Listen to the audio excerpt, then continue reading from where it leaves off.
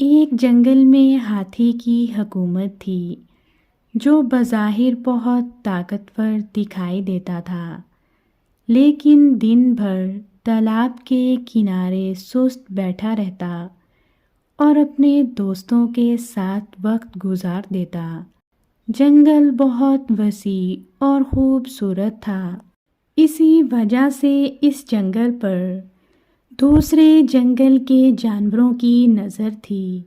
دشمن پہلے بھی ایک دفعہ حملہ کر چکا تھا، لیکن شیر کے گروہ نے دشمنوں کو مار بھگایا۔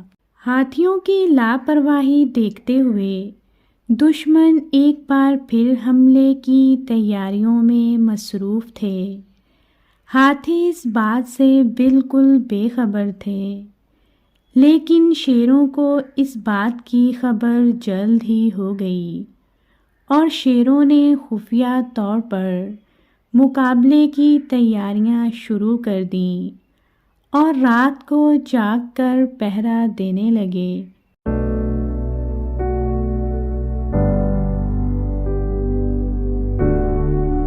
شیر نے ایک دن ہاتھی اور تمام جانوروں کو اکٹھا کیا اور خطرے سے آگاہ کیا۔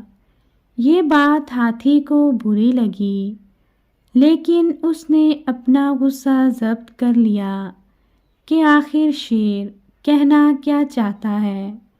شیر نے کہا، پڑوسی جنگل کے جانور کسی بھی وقت ہم پر حملہ کر سکتے ہیں۔ یہ سن کر ہاتھی زور سے کہکا لگانے لگے۔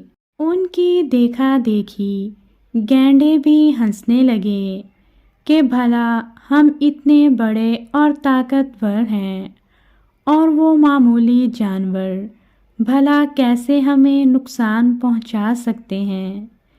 ہرن، بندر اور خرگوش اپنے بچوں کی طرف سے پریشان ہو گئے اور شیر کی بات سے اتفاق کرتے ہوئے کہا کہ سب جانوروں کی حفاظت بادشاہ کی ذمہ داری ہے، مگر ہاتھیوں نے یہ بات سنی انسنی کر دی۔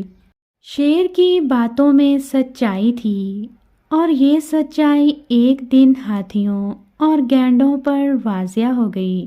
ایک رات دشمن جانور حملہ آور ہو گئے۔ دور سے دشمن کے قدموں کی آہٹ سن کر شیر خود بھی چوکنا ہو گئے اور دوسرے جانوروں کو بھی جگا دیا تاکہ وہ اپنی حفاظت کر سکیں، لیکن ہاتھی اور گینڈے نیند کے مزے لے رہے تھے۔ پھر وہی ہوا جس کا ڈر تھا۔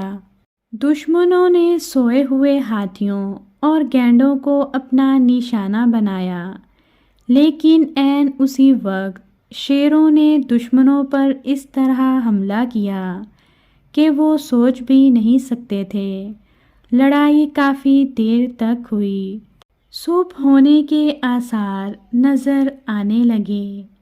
صبح کی روشنی میں دشمن جانوروں کی لاشیں بکھری پڑی تھیں۔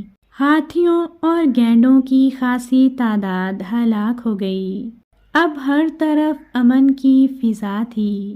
سب جانوروں کے مشورے سے ایک عقل مند اور ذہین شیر کو بادشاہ کے عہدے پر فائز کیا گیا۔